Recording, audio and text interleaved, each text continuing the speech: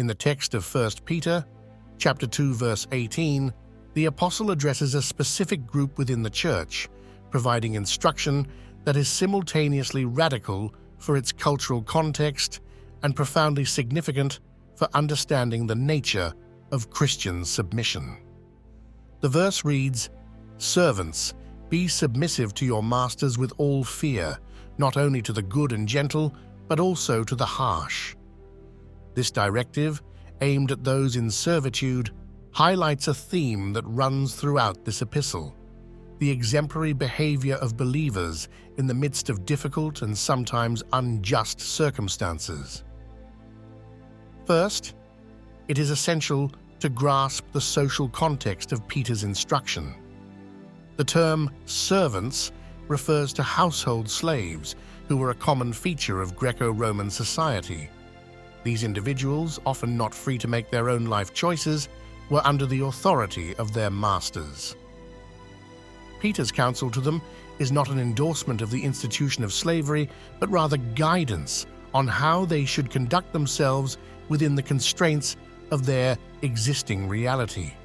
The command to be submissive to your masters with all fear suggests a demeanor of respect and deference, recognizing the established social order and the authority vested in masters.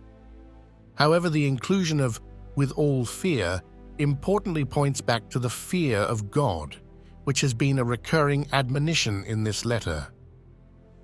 This fear, or deep reverence for God, is to be the guiding principle in their submission, indicating that their ultimate allegiance and accountability are to God above any human authority.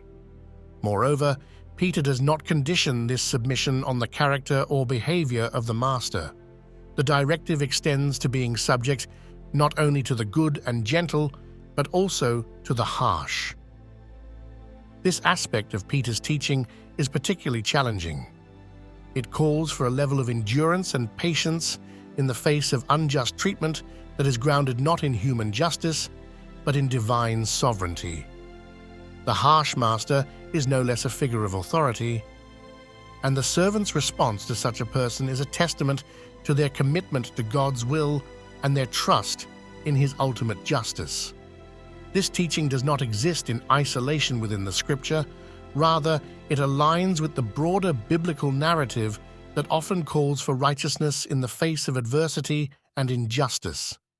Jesus himself, whose life Peter continually points to as the ultimate example, displayed the highest form of submission to unjust human authorities, culminating in his crucifixion. Peter's instruction here is a call to follow in the steps of Christ, who committed no sin nor deceit, yet suffered at the hands of sinful men, entrusting himself to the one who judges justly. The application of this principle extends beyond the specific historical context of household servants to all believers in their various life circumstances. It speaks to enduring harsh or unfair treatment in the workplace, in family relationships, and in societal interactions with a spirit of grace and patience that reflects trust in God's sovereignty and His righteous judgment.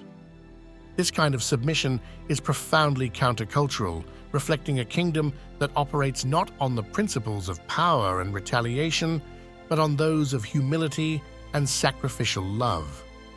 Furthermore, this passage challenges modern believers to consider how they respond to authority in their lives, be it governmental, occupational, or ecclesiastical.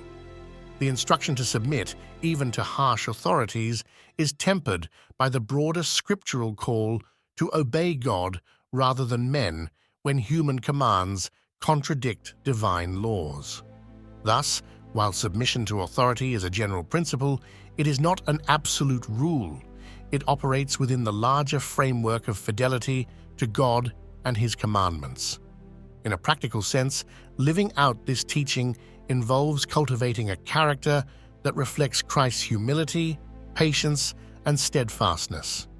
It means praying for those in authority, seeking to serve faithfully and with excellence even under less than ideal circumstances, and maintaining a testimony of godly obedience that can potentially serve as a witness to the transformative power of the gospel.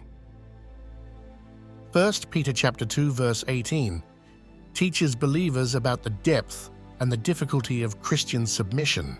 It is a submission that does not depend on the worthiness of those in authority, but on the sovereignty and righteousness of God.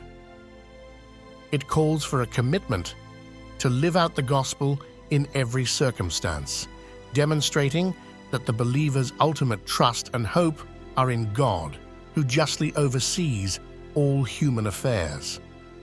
This teaching, while challenging, provides a powerful opportunity for spiritual growth and witness, and it emphasizes the distinctive nature of the Christian life as one marked by godly submission and exemplary behavior.